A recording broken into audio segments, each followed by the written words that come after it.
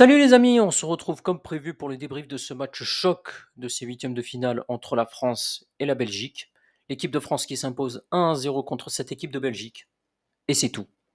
C'est tout. Qu'est-ce que vous voulez retenir de plus? On va parler du jeu. Allez, le jeu. L'animation, en un seul mot, moisi.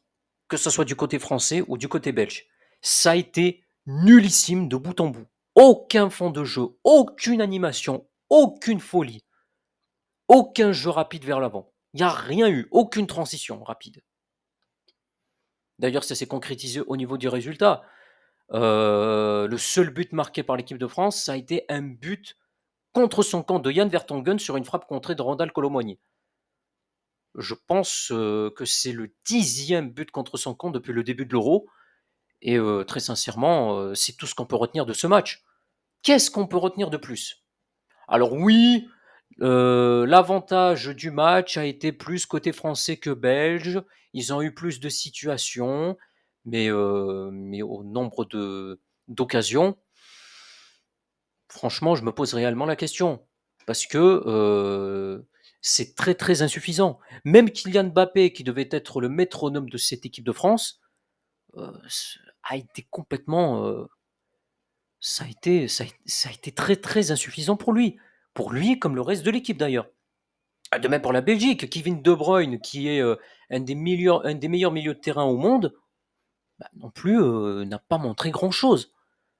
Très sincèrement, je suis déçu, je suis déçu. Et je suis sûr que vous, dans les commentaires, vous êtes assez d'accord pour dire que pour un choc de ces huitièmes de finale, voir une telle animation de ces deux grandes équipes, attention, euh, très clairement, ça a été une déception.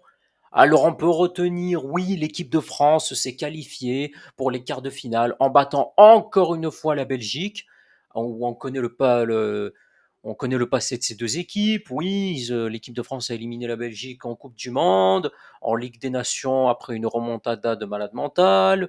Mais au moins dans ces deux matchs, on a vu quelque chose, on a vu de la folie. Alors c'est peut-être pas la même équipe, c'est peut-être pas les mêmes joueurs, mais, euh, mais très clairement, qualitativement parlant, je n'ai absolument rien vu. Et je suis sûr que vous aussi, dans les commentaires, vous êtes assez d'accord pour dire que sur ce match, on n'a rien vu. Je pense qu'on a eu droit à un des pires matchs de cet euro. Et ça s'est concrétisé aussi au niveau des statistiques. Alors oui, on pourrait se dire aussi que ce match a été assez équilibré. Oui, équilibré, mais à un niveau en dessous de ce qu'on peut attendre de ces deux équipes. Très clairement, on n'a rien vu.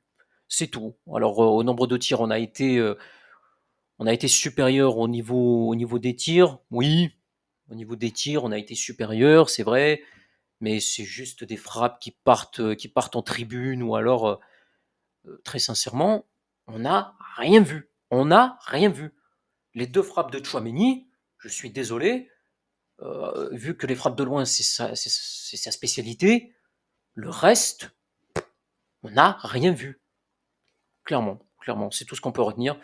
Rien qu'à voir le momentum, l'équipe de, comme je l'ai dit, le scénario du match a été à l'avantage des Français, mais, euh, mais c'est tout, c'est tout. Je pense qu'on a eu droit à un des pires matchs de cet Euro. Voilà, voilà, il n'y a rien d'autre à rajouter. Donc voilà pour ce débrief. J'espère qu'il vous a plu. Si c'est le cas, n'oubliez pas de partager, de commenter, de donner votre avis aussi, de liker et de vous abonner surtout et aussi d'activer la cloche des notifications pour ne pas rater les vidéos. Sur ce, je vous laisse. On se retrouve pour le débrief du match entre le Portugal et la Slovénie. Salut à tous!